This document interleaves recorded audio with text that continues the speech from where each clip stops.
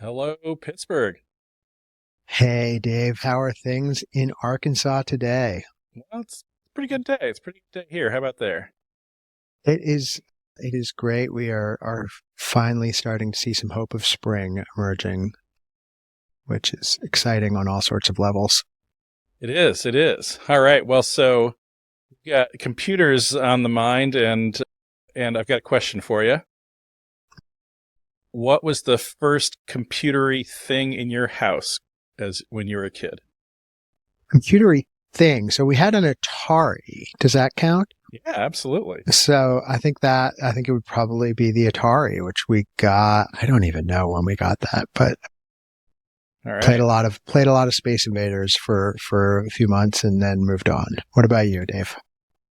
I couldn't get my parents to buy me one of those, so our first one was an Apple IIe, I believe, and I got sick in, I want to say this was sixth grade, because my two big memories with it were listening to Synchronicity, a record you talked about quite a bit while I was homesick, and playing Lemonade Stand. I'm pretty sure that was later than when you were in sixth grade, but I might be wrong about that. Anyway. Seventh. That is irrelevant, because here we are again welcoming people to Stupid Gen X Tricks, the podcast for people who used to be cool. And it's episode 4, our nerd overlords, talking about the rise of computing and internet technology over the course of our lifetimes, what that says about us, not you and me, but our generation as a whole, what we can glean from it about where things are now. And let's go. All right. So we should note that while this is episode 4, because of the way we've been doing our production schedule, we've just been getting responses to our first episode. And we want to thank everyone for those responses and the subscribes and likes and all of that. Keep it coming. And please follow up and share on social media. Yeah. And I do have to note the response that we got in our initial burst there from one of our former White House colleagues, who I'm not going to name and shame, but she knows who she is, who took the opportunity of our show to express in public her undying fascination and love for Rick Springfield, which just more power to you out there. And really whatever gets you going. But speaking of former White House colleagues, Dave, you had the perfect anecdote to set up this episode, and it involved the great and powerful Jock Gill. It did. I will note on that Rick Springfield thing that my honey, Lainey, did make a spirited defense on Rick Springfield and his relative early 80s hotness. So feeling slightly competitive, I looked him up, and yeah, he was kind of buff. So, but yeah. So yeah, Jock Gill. So he was we worked together with Jock on the campaign in 1992 and then at the White House. And he was the next office over from me and my office mate, Richard. And one day I heard a lot of loud noises coming out of his office. He was crashing around over there, and I didn't hear words, but I could tell something had upset him. And so I went in, and now detail here. Most all of us in the Office of Media Affairs were quite young. Early 20s was the norm. And our boss, Jeff Eller, was in his early 30s, so he was old. And then Jock was ancient. He was in his 40s. He was really old. He had gray hair. And he was brilliant, but he had an eccentric kind of way about him. And he was also very passionate about topics that were not always known to us. And so we had a habit. And we should say what his job was, which was, I think he was the first person ever in either a White House or a presidential campaign to be specifically concerned with online advocacy. Yeah, he was. I'm not sure that was his exact title, but he wasn't IT. He was in the communications department, and his primary focus was digital communication. And so so he was very upset, and I couldn't tell why. Now, you have to go back to that era when the world hadn't changed in the ways that seem very normal now. And this was a key thing because we were the young people, and there were like articles about us as though we were the young tech savvy kids. Especially about you, let's be honest here, because of the hair and because I had weird hair. Know, the whole thing that you had going on there. Yeah. So anyway, nobody was calling me cool. I didn't feel like I was being called cool in some of those things. I think they basically, it was like kind of, who are the SNL characters? Hans and Franz. That was more like what I was feeling like I was being projected as. So anyway, so he's crashing around. He's very upset. And I went in and I was like, Jack, and this is the beginning of the administration. We were still getting settled. I'm like, what, Jack, what's wrong? What's wrong? And he was like, David, you won't believe this. I was in the Office of Administration and I was getting my business cards created and they wouldn't let me put my email address on my business card. I love this. I was like, I wanted to commiserate with them. I felt bad. I was like, that's too bad, Jack. I was thinking to myself, like, is it that big a deal? Like, nobody uses email. Like, and I was like, well, what did they say to you? And he said, they want me to handwrite it on the back of the card. I'm like, oh, okay.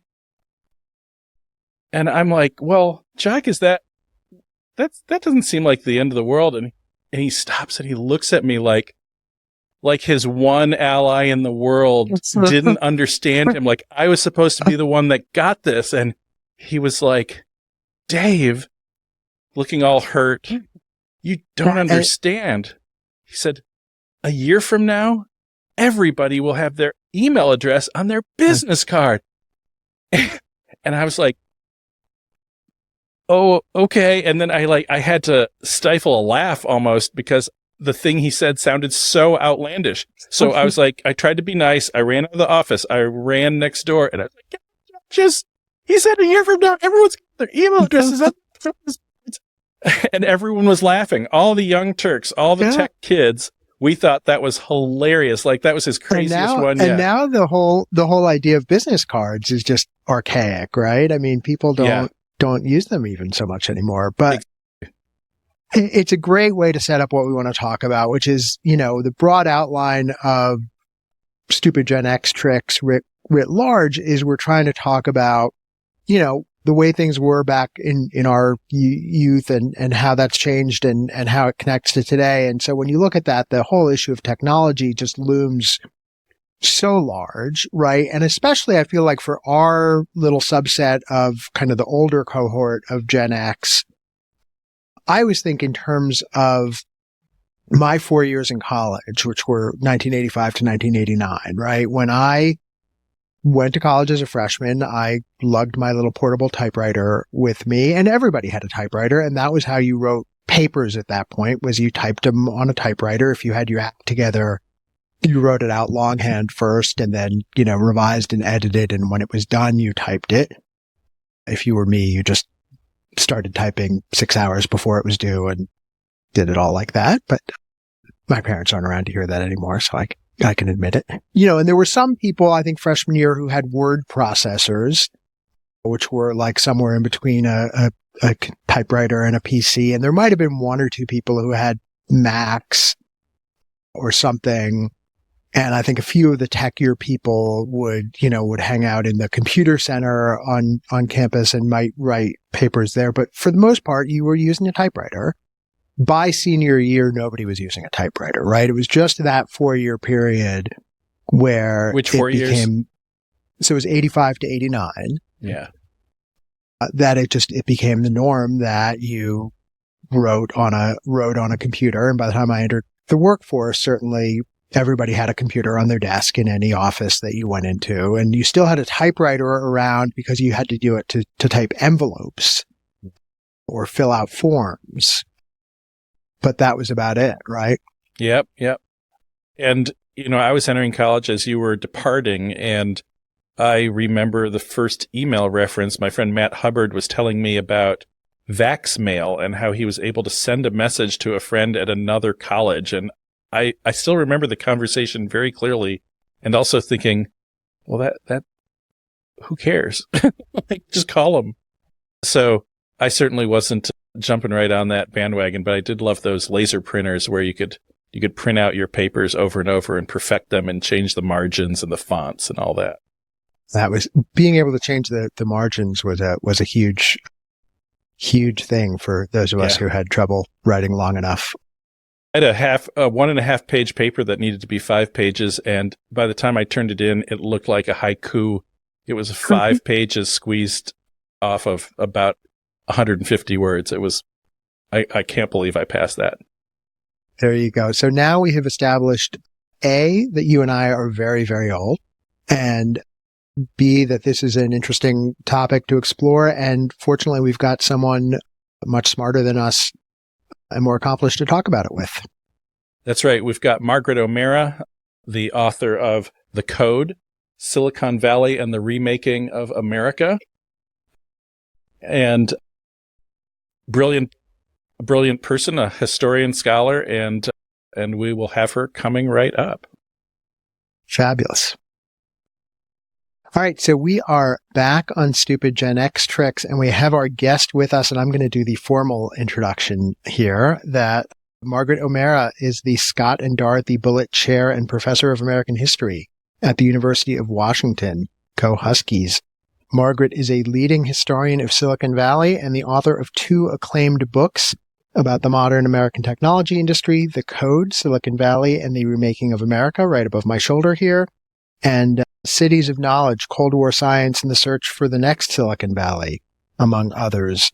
Margaret's writing has appeared in the New York Times, the Washington Post, Wired, MIT Technology Review, Foreign Affairs, and other outlets. She's an active public speaker, appears regularly in national and international broadcast media, and has contributed her expertise to development of Mattel's American Girl dolls. Very cool. And slacker. Margaret lives outside Seattle with her husband, Jeff, their 2 daughters, and her bio says the world's best dog, but I know that's a lie because I live with the world's best dog and also with another dog. So there you go. What's the dog's name? Zuka. Zuka. It's a Zulu word that's for a welcoming gourd of beer that when you arrive at a Zulu village, you are given a Zuka of beer. Excellent. He's all welcoming and kind of beer colored. So there we go. Is he like, was he in that commercial where the dog gets the beer from the fridge? Can he do that? No, but he is the spiritual inheritor of that dog for sure. Outstanding. All right. Well, we're going to get into your work and everything in a minute, but let's start with a personal experience. How old were you when computers first came into your life? I was in 7th grade at Dunbar Junior High School in Little Rock, Arkansas. What year? And in 1982. Okay. And we had computer class, and there was a math classroom that had been repurposed with a few, I believe, Commodore 64s. Don't hold me to that, but that's kind of where that was left with me. And we got to, play with commands, hello, 4-dimensional program. That is I learned to code, and that was about it. That was about 1 line of code. But that was my first experience was at school before, not at home. All right. Well, the topics, that's great. And David and I talked about a version of this question although it was about when a computer came into our home. And you reminded me of when ours came at school. There was my school, Glencairn Elementary School in East Lansing, Michigan. We got what we all called a Trash 80, the Commodore. Yeah. And the only thing we regarded it as good for, this was 4th grade, was for playing this game that was a little bit like Centipede, but it was just like a worm, and its tail would get longer and it would sort of inch around the screen. I don't remember what it was called, but that was it. We didn't learn any code. So you're 1 line ahead of me. Yeah. But that was definitely and then when thing. it comes to games, I played Pong. My friend Michelle's family got an Atari. Yeah. And I think might have been in 4th or 5th grade and played lots of games of Pong. on her living room floor. That feels very universal as the Pong thing. Pong was amazing. And we recently learned the history of the guy who invented Pong. I don't know if you know this, Margaret. Can you know what other American institution he has some ownership on? Nolan Bushnell, who I know you talked about in the book on a couple of occasions. Imagine a very large, slightly scary animatronic mouse, Chuck E. Cheese. There you go. All right, good. You've passed our test. That is good. We might have learned that from your book, actually, now that I think about it. So that might have I think we been the giveaway. Yeah. All right. Well, so let's get into the book. It's amazing. And I say this as a history major and the child of a history professor. So I feel like I get a little extra cred for endorsing historical writing, and it's really incredible. It's there are things that are very familiar to the general public, and then there are some really important things that are not. And one of the things that you brought special attention to in the book are a lot of the different characters, and there's a lot of very famous ones like Steve Jobs, etc. But there's also Anne Hardy, and I wanted to ask you, her story is really compelling and not dotted with the glories, the public glories and the outsized wealth that a Steve Jobs experienced, and it's also clearly an industry that has been resistant, might be a polite word, to women rising up. And I wondered if you could just talk about that and the nature of the industry and whether and how it's changed.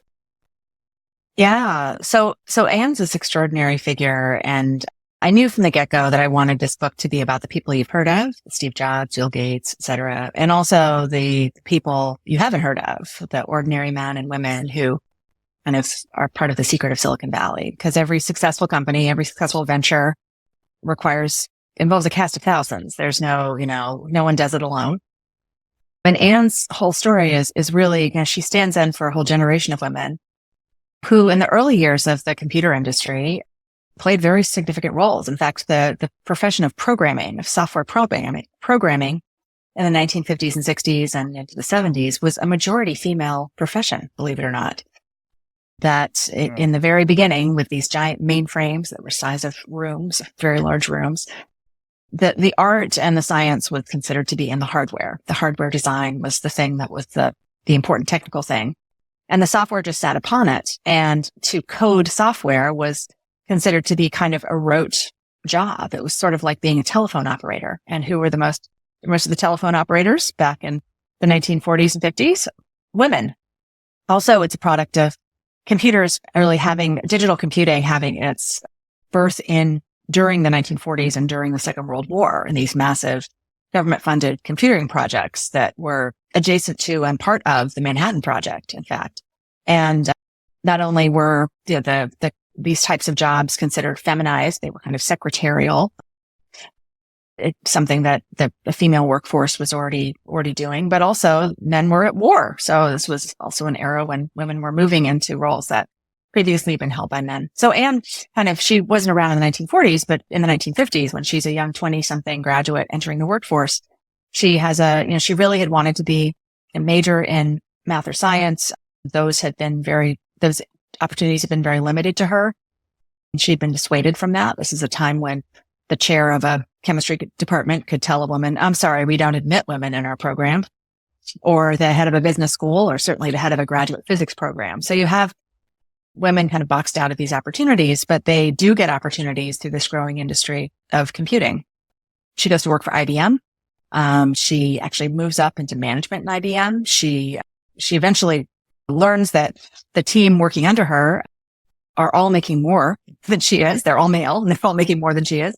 And so she leaves and she actually moves into a government funded computing project because, funnily enough, these public projects, these military funded projects were slightly better places for women to work. They couldn't have the kind of active discrimination that the private sector had. And there was slightly more egalitarian atmosphere. So her whole story also kind of gives this window into industries that are less known, but really important. She becomes the key technical person in this small company called Timeshare, which is a time-sharing company, which is kind of the internet before the internet. Before the internet was even created, or in the first 2 decades when it was a walled garden controlled by the government and not open to commercial activity, there were these firms that offered networking capacity where you could tap into the computing power of a large mainframe computer from some distance and kind of timeshare. Essentially, it's like timesharing a condo. Right. You get a piece of it and get to use computers for particular times a day. So she was, her story is of a technical woman who was, had to build a very thick skin and had to face a lot of headwinds in a very, very male dominated and masculine coded culture that was super sharp elbowed and, kind of like a cross between a lab and a frat house. And held her own and went on to found companies, but she never became a multimillionaire. And I think that's also really important, kind of who gets to be the winner, who gets to be the one who has the lion's share of stock options that then turns into a fortune that you then can deploy into one venture after another. So one of the ways to read the book is it's this story of succeeding generations coming into this place of Silicon Valley. And it's kind of, what we're focused on very much in the show is the experience of the generation that we're all a part of here. Talk about, that sort of the differences between, you had sort of the World War II generation that started everything. And then the baby boomers came in and led the microcomputing revolution and the early software revolution. And then I guess you would say our peers were more about the internet. But what is it about, the Gen Xers who came into that world that was maybe shaped how all of that played out? Yeah. Yeah, there's successive generations with distinct political sensibilities. I mean, you can't really separate the story of Silicon Valley and the American technology industry from the story of American politics or American society. Right. You can't disentangle it from that. And first you have the kind of greatest generation, Korea generation, people who are, kind of working, in the main on government contracts. Defense business was kind of the main business of Silicon Valley through the 1960s. And then they're succeeded by baby boomers who want nothing to do with the military industrial complex. They want to use computers as tools of personal empowerment and communication and human understanding. They take the ideas sort of fomented in the late 1960s and the anti-war left, and they say, aha, these computers can be the vehicle for making the world a better place and connecting everyone. And a very kind of techno-optimistic attitude of this tech is going to make things better. And then the Gen Xers who kind of come in after that are very much, shaped and mentored by that baby boom generation. They share that sensibility, maybe not, their idealism is of a different sort. But the other thing that's distinctive about the Gen Xers is, as we started our conversation, we're a generation that from a very young age, we're feeling and touching and interacting with digital technology in a way that no generation before us really did. There were a few exceptions. Interestingly, the few baby boomers who really got really early touches in computing happened to be people who become leaders of that baby boom generation of technologists. Bill Gates and Paul Allen had a computer lab in their high school in the late 60s, early 70s. Very rare. And that was only because a bunch of parents raised money to get a teletype machine in there and connect it to the University of Washington's computing center because they were here in Seattle. Same with Steve Jobs. He was growing up in the Valley itself, and there was a computer room in his high school, which was very rare. And he and Steve Wozniak, as very young people, were getting this kind of firsthand experience of what this world was like. Steve Jobs took a job at Atari. Wozniak was working at HP. They have these interactions with technology that people didn't. The Gen Xers, it's more universal, whether you're in Arkansas or Michigan or New York or wherever you're growing up, you're playing Pong, going to the video arcade. That is essentially programming, right? You are interacting with a digital thing. You're making it go. You're understanding that you can make the thing move and do things for you. And we're also getting, computers in classrooms, and we are using Macs on our, in our dorm rooms in college. We are the very first generation doing that. So you come in by the 1990s into this world that is also, I think the other important thing is how the industry itself changes. So up until the early 1990s, Silicon Valley was a hardware place. It was a manufacturing place that made computers chiefly. It was not a software land. I mean, the biggest name in software was Microsoft up here in Seattle. It's a product, grows large in the 1980s, but still is kind of building an industry. The idea of making a business out of selling software was new. And in the olden days, in the 80s when Ann Hardy was working at IBM, companies like IBM just packaged the software, threw it in with a computer. It was kind of an add-on. And so, Gen X is coming into this tech world at the moment that the internet is commercializing, that all of these new opportunities and use cases are becoming possible, when software programming is really becoming the center of the action. And that is something that, again, Gen X is kind of a good number of us come up kind of having some familiarity with and knowing how to do. So that's a different, we loom very large in this story for a reason. So to come back for a second to one of the things that you talk about, the sort of the jobs generation and our generation wanting, nothing to do with the military industrial complex. But there was still a lot of, and you talk a lot in the book about, certainly the impact that Star Wars funding, SDI funding had in the 80s. And then, of course, DARPANET and the rise of the internet. Mm-hmm. Yeah. Yeah. No, I like to talk about the federal government, and especially the defense complex, as the big, powerful engine under the hood of the shiny Silicon Valley sports car. Correct. Its influence it's really a major, major player. But also, this is also an entrepreneurial story. And I think that's really important to understand. We often think in terms of like either it's the government or it's free markets. And actually the real story is it's a combination of both. And right. Certainly in the 1990s, what political leaders of both parties are doing in Washington is trying to create this really, super favorable conditions, a kind of nice, big, smooth runway for internet companies to take off. And they're doing it through a whole host of ways, both defense and non-defense related. But yeah, if you go back to the 1980s, like you mentioned, that DARPA, the Defense Advanced Research Projects Agency, the Blue Sky Research Office in the Pentagon, that is the major, major funder for academic computer science programs. It continues to be a very major funder. It is a funder of graduate projects such as the Larry Page's search engine that he develops at Stanford as a graduate student. He's from East Lansing. Larry Page. He's from East Lansing. There we go. There's always an East Lansing connection, Dave. There really always is. If I found East Lansing High School, we would have been classmates. Wow. All right. Well, you could have been employee number 3 at Google, Dave. Whoops. Oops. Oops. They always had their email addresses on their business cards. But. Yes, I think they did. Did. I don't know if it's still there, but up until the last time I checked, Sergey Brin's Stanford graduate student website that he put up as a grad student is still live on Stanford servers. You can go and find it. It's really cool. It's like, this is what I'm working on. I'm working on the Google. The Google. Yeah.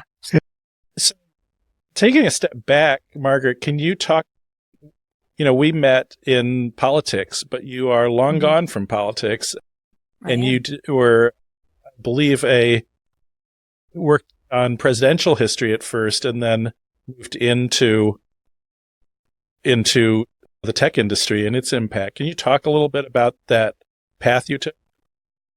Yeah. So I worked on the 1992 Clinton campaign. Have the bomber jacket to prove it, and friendships with people like you to prove it. This extraordinary experience that was continued by working through the first term and a tiny bit of the second term of the Clinton administration. Funnily enough, although I did work for Vice President Gore for a bit, I never worked on tech, which was so strange. And now here I am. And I did something that which was unusual for most kind of young staffers to do. If you did go to graduate school, you were usually going to law school or public policy school. I decided to get my PhD in history because I guess I had this harebrained idea that this would be a good thing. It turned out to be a really good thing. But my experience in politics was really what drove me into, propelled me towards becoming a professional historian. I was really interested in the backstory of how we got to now. I saw firsthand this interaction of business and politics that kind of went against conventional narratives about both, just understanding how intertwined the two realms are and always have been since the days of George Washington and Thomas Jefferson, that this is the way America does business. And so I went into grad school kind of as a political historian, and I still sort of define myself chiefly as that, kind of big P and small p politics, or maybe I'm a historian of power. I think that's the way mostly I am interested in how power works and how decisions get done. And I kind of backed into the tech industry. I was set out to write a dissertation that was looking at the Eisenhower era and the domestic effects of the Cold War. I was really interested partially as a Gen Xer who saw the end of the Cold War and the domestic economic effects of that, a recession that in part propelled Bill Clinton to the White House in 1992. And I wanted to kind of see what happened stateside with all this military spending. And of course that, very quickly sends you to electronics and microelectronics and the development of transistorized electronics and communications devices that are the building blocks for the tech revolution. And so that kind of got me to Silicon Valley and to other places around the country where you had universities that were suddenly acting like economic development agents in a way that they had not before because of all of this funding for defense-related research and development. And not something that was always popular on those campuses. Yeah, it was always popular. It was, and the other thing, I think my experience in Washington, even though I didn't directly work on tech policy, I was there as these, the rules of the road of the internet were being laid down, as the Telecom Act of 1996 was being passed, which was so consequential and kind of setting the stage for the dot-com boom and everything after. And so I had this keen understanding of how much politics and government played and public policy played a role in this story. And when I was working on this project, I moved out to San Francisco as I was writing my dissertation in the middle of the dot-com boom, questioning my life choices, to be honest. I was sitting in a coffee shop in San Francisco, on my my heavy laptop, looking around, and all these people seemed to be getting rich all of a sudden. And I was like, what am I doing? I'm getting a PhD in history. Like, this is crazy. But one thing was really interesting being out there at that moment. I was like, it's like there's collective amnesia that the government had anything to do with this. Like, people don't even remember the Cold War funding that made this region. And everyone's, like, oh, we're a free market miracle and the government needs to stay as far, far away from us as possible. And, you can celebrate the entrepreneurial triumphs of these companies and the incredible talent and brilliance and look, I'm sitting talking to you with a supercomputer on my wrist that is, i.e. an Apple Watch, that is, has more computing power than the entire Apollo program. Like, it's amazing. But, I thought that was just super interesting to me as someone with a background in politics. I'm like, oh, it's kind of like this is just dropped out of the story and it's really part of the story. And I'm super, and it continued to be, it's never gone away. And now I don't have to, I'd worked so hard to convince people that politics and tech have something to do with each other. It's a little different now. Yeah. So let's talk about that a little bit. And we've been trying to stay away from politics, from current politics on this show, in large part because nobody wants to listen to me sputter angrily for hours on end, which is what that would quickly devolve into. But, you have a little episode in the book where you introduce a character named Peter Thiel, who is a Stanford student who gets upset with the pro-diversity changes to the curriculum and opening up the canon and that whole debate that happened in the 80s. He's gone on to have a little bit of influence in the world. Talk about just a little bit just about how the Silicon Valley culture that he shaped, and through him, J.D. Vance, and then obviously Elon Musk is sort of part of that same coaching tree, if you want to think of it that way. how the one is maybe shaping the other in reverse a little bit now. Yeah, it's really interesting. I mean, there's, in some ways, I think we have to look at the political shifts in Silicon Valley, which, back in the Obama era and up through the 2016 election was sort of very, very deep blue and vocal supporters of Democratic leaders. And now it seems like, oh my gosh, now they're all, everyone's shifted to the right. And I see it slightly differently. I see people like Peter Thiel, who have always been conservative, libertarian, have always had sort of proudly contrarian political views that have sort of been outside a little different than the mainstream of certainly Northern California, beyond the tech industry. They haven't changed at all. You go back to Peter Thiel's undergraduate at Stanford or a law student at Stanford when he helped found the Stanford Review, the conservative student paper. And most of many people who are now sort of very prominent Silicon Valley conservatives, like David Sachs, for example, the investor who's now the AI and crypto czar for the Trump White House, he was on the masthead of the Stanford Review, as were many others. And so in some ways, these voices have come to the fore because they've just become more prominent, more influential. But I think there's, a way to look through this and, somehow Silicon Valley leaders have always kind of presented themselves as kind of kinder, gentler capitalists of sorts. Like, we're doing things differently. They've had, for a very long time, kind of very high approval. If you're giving tech moguls approval ratings, they would have had high approval ratings, right? They're brilliant. They're kind of these, nice nerds who are just trying to, do things differently. They're shutting down Google to go to Burning Man. Even Elon Musk was, this Iron Man, kind of this brilliant maverick figure. And what gets forgotten in that is that they're all about business too. I mean, they're people who are running, in many cases, publicly traded companies that are accountable to shareholders. That they're not there to play nice. They didn't get there by playing nice. They got there by being really effective and often sometimes quite ruthless business people. And that is what it is. It's not like they're also kind of multifaceted human beings on top of that. They don't always act like they're accountable to their shareholders. They don't, but they've made a lot of money for themselves and for their shareholders, right? So if making money is the point, then they've made money. So, and I think we can understand this in kind of the broader currents of political alliance of the Silicon Valley. Back in the 1980s and before, Silicon Valley was mostly Republican. It voted overwhelmingly for Ronald Reagan twice. The turn happens with Bill Clinton, and actually Bill Clinton and Al Gore as individuals kind of ahead of the party. Clinton, even before he announces he's running, goes out to the Valley to kind of meet people and get to know them and persuade them. There's a group of Silicon Valley leaders that famously endorses Clinton in September of 1992, which is a real break from the past.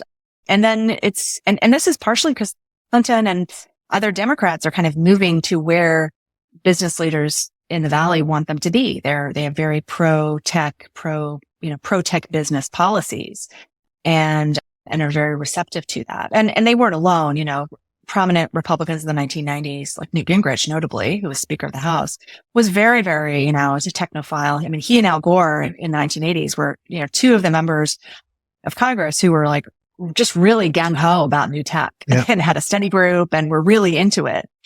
And that matters, right? That kind of helps us explain how the policy environment became so favorable, because you have leaders of both parties that are very rah-rah. So, and what happened during the Biden administration was that a Democratic Party that had been very, very pro big tech and small tech became, stronger on antitrust enforcement, kind of pushing back on this, trying to find a sort of countervailing power, partially because the industry's just become so big and so wealthy and so dominant.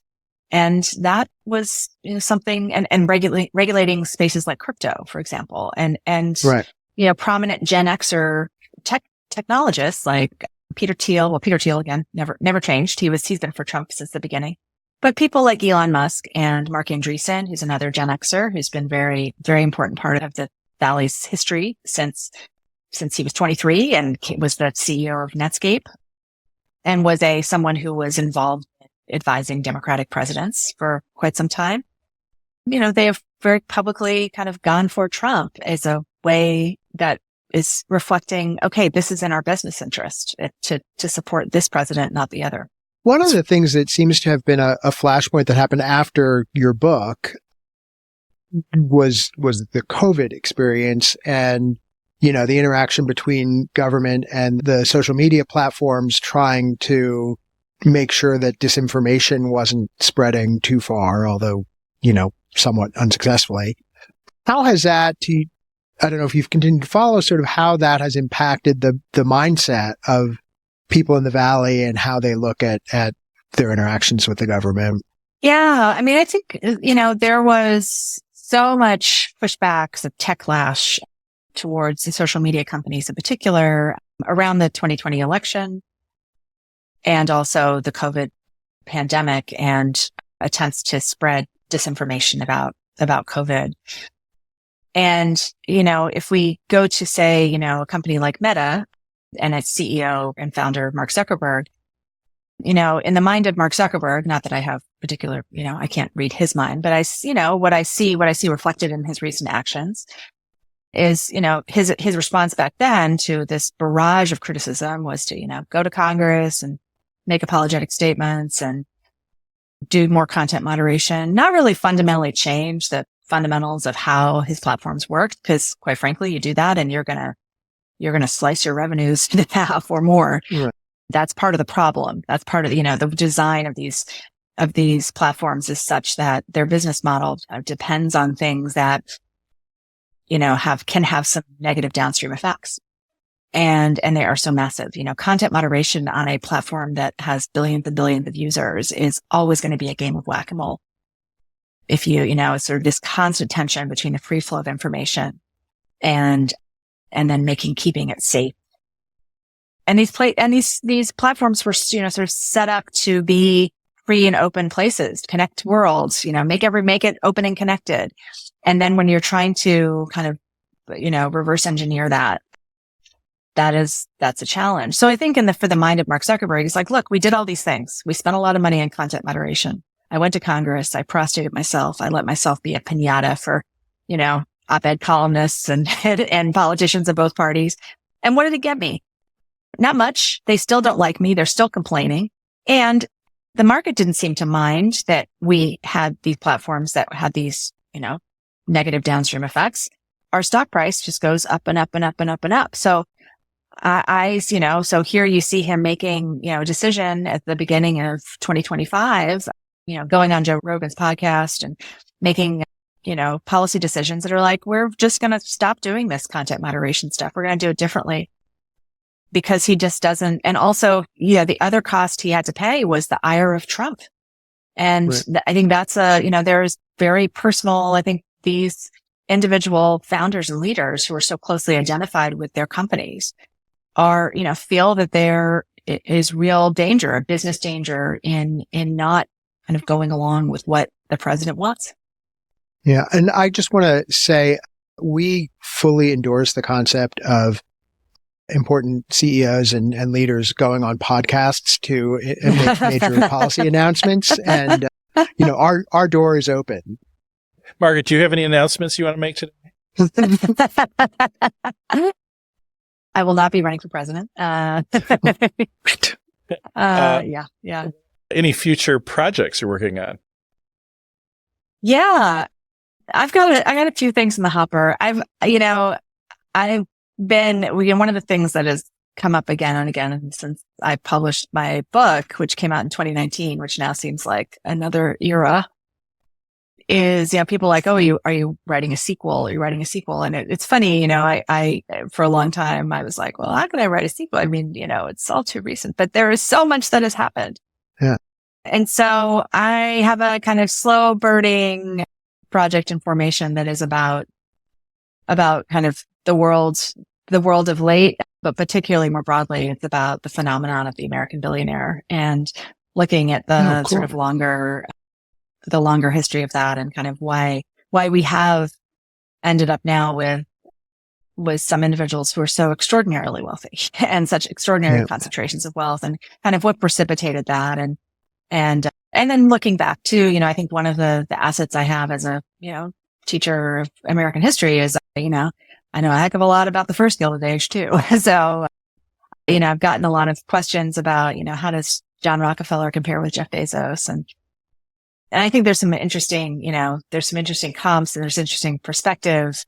Look, for good or for ill, just as today's students read about Rockefeller and Carnegie in their high school history textbooks, we're 100 years from now, American, high school students are going to be reading and learning about Mark Zuckerberg and Jeff Bezos and Elon Musk. So, how can we kind of consider them as, serious historical figures and understand kind of how we got where we are? And that, I found one of the things one of the reasons I went to history graduate school is I felt that historical knowledge was power. That one of the things that I found bewildering about working in Washington was how present tense everything was and how you were kind of reacting to the day's news and the day's news cycle. And that I myself didn't have a good understanding, a good grasp of how we got to now. And I've come to learn and really appreciate, and particularly through the study of the technology industry, which is pretty recent history, but does have deep roots, is how those deep roots do affect what's possible. And it gives you a sense of what's possible, right? Of how individuals can make choices individually and collectively that can move the needle, and that nothing's inevitable. We aren't inevitably destined to do X, Y, or Z. And that there is a, real value, even when you're building the future. If you're in the technology industry, that's what you do. There's a real value, a business value, a personal value, a ethical value to knowing this history. That's fantastic.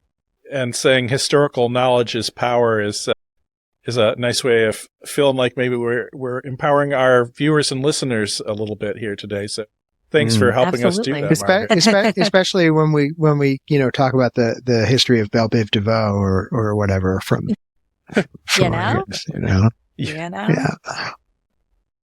All right. Well, David, you want to wrap us here? Yeah, just Margaret, thank you so much for taking the time to be with us and our folks today. We really appreciate it. We really loved the opportunity to go back through some of this and look forward to seeing what we hear from you next. Thanks so much. Thanks for having me. It was great talking to you guys. Great. And with that, we're going to take a quick break and come back and wrap it up with wormholes. Okay. So that was a great discussion. The kind of high-minded, thought-provoking education that stupid Gen X tricks is meant to provide to the listening public. I plan on dumbing us down a little bit, though. Well, I mean, I think every time either of us opens our mouths, certainly that is accomplished. But especially when we get into our final segment here, Dave. What is it? Well, it's wormholes, and we still don't have music for it. It's probably going to be a couple episodes before we figure that out, because how many friends can you hit up for free music, really? So, but, maybe there's a listener out there that wants to contribute our wormholes. It could be a listener contest. A contest, yes. Yes. All right. We'll turn out the hordes to render music. By the way, did you ever listen to the Kiffness?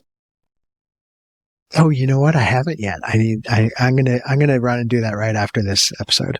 It's no lose, because either you'll love it and it will bring you joy, or you'll hate it and you can make fun of me next time. It's a winner. Or I'll love it and it can bring me joy and I'll make fun of it next time. Well, that's probably the Which most would be the likely the scenario. Real win-win. Yeah, yeah, indeed. So, all right, so wormhole time. What is your wormhole this week, David? So I'm going to have a little different this week in that it is not an interesting fact that I have discovered and want to torture people with. It is I was going to say new musical artist, but it's not a new musical artist, just a new to me musical artist who's actually been around since like the early 2010s. And I just stumbled into her work this week. She hasn't been hugely popular in the US. I guess even though she's American, she's had more success in Europe. But it's Valerie June, who is a Nashville-based singer-songwriter um, hard to describe, almost this combination of country influence, and certainly her voice is like this pure, like hillbilly sounding voice. Pure, like just, that mountain sound out, but in other places in some of her earlier work, it sounds much more sophisticated and almost jazzy, and there's a little bit of a gospel sense to some of it, and some of the songs have a real kind of spiritual longing in them. It's hard music to describe, which is probably part of why it hasn't made a huge impact. But Valerie June is just really, really worth listening to. Her new single that I heard this week on the radio is what got me started on crawling through her catalog, and she has a new album that's probably going to be out by the time we publish this. It's not out yet, but the single, which is called Joy Joy, I'm just going to say it right now on February 27th as we're recording, that it will be the best song of 2025. It is just what it sounds like. It is pure joy in musical form. Wow. All right. Well, you can't hardly underperform a prediction like that now, can you? If you're going to predict, you got to predict big. That's the rule I learned. Okay. All right. You heard it here first. That's great. Okay. Well, I'll look forward to listening to that. And it's available on some of the streaming services now? Yes, it very much is. Okay. The same ones as we are. Yes. True. All right. So should I give you my wormhole? It is also a music one. Please do. Okay. All right. So this is a curious one, and I'll just give a little peek under the mad researching brain that is mine, which is I got a tip on this from my Facebook feed. It's so interesting.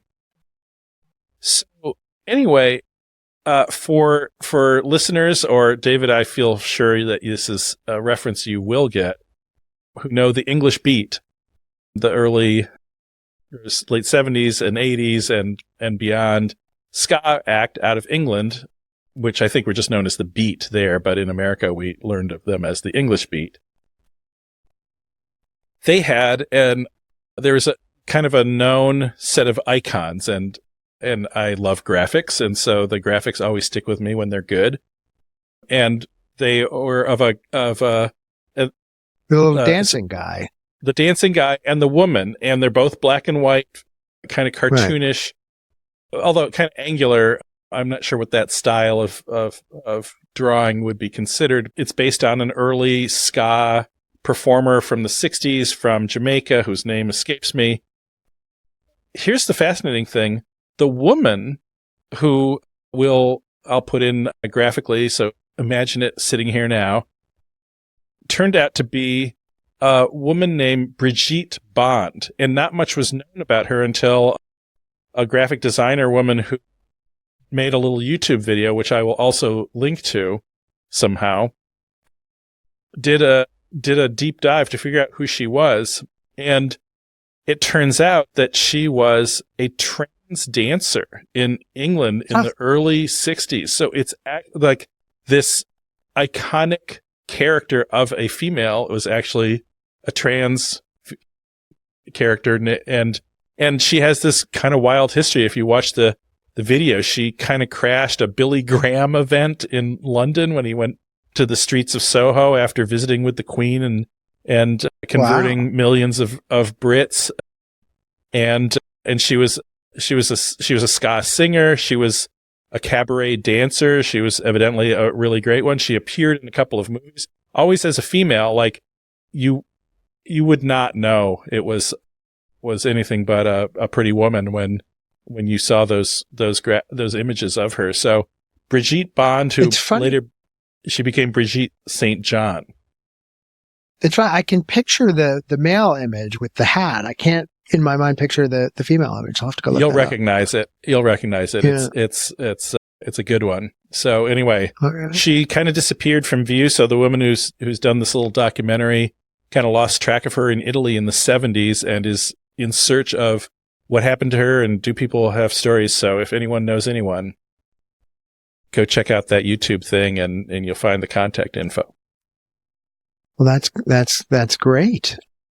I will definitely look forward to looking at that. And then we have the next item in our order of service here, which is our preview of coming attractions. Our next episode, we are going to be featuring more smart writer kind of people. Melissa Lanos and Kevin Ferguson, the authors of the upcoming Generation X, the popular culture that defined the MTV generation, which has been described to me as being basically a Gen X encyclopedia. And so we are going to be talking to them and frankly picking their brains for ideas for the show, but doing it in the form of a podcast because that seems like the least effort we could expend, which is the most Gen X thing we could do. Slackers that we are. Right. All right. Well, thanks, Dave. That's going to be fun. I look forward to them making our life easier and telling us things that maybe we didn't know. And I also like the idea of hearing about it before it's out, and then we'll have to interview them again after the book is out. Yeah, absolutely. Yeah. I'm sure they would be happy to do that if we don't screw up the first time too badly. Yeah, exactly. All right. Well, thanks everyone for tuning in. Please share, like, and subscribe to Stupid Gen X Tricks on all the platforms, Spotify, Apple Podcasts, YouTube, and anywhere else you can find your finer podcast listings. Thank you very much, David. Thank you very much, David. Good night and good luck.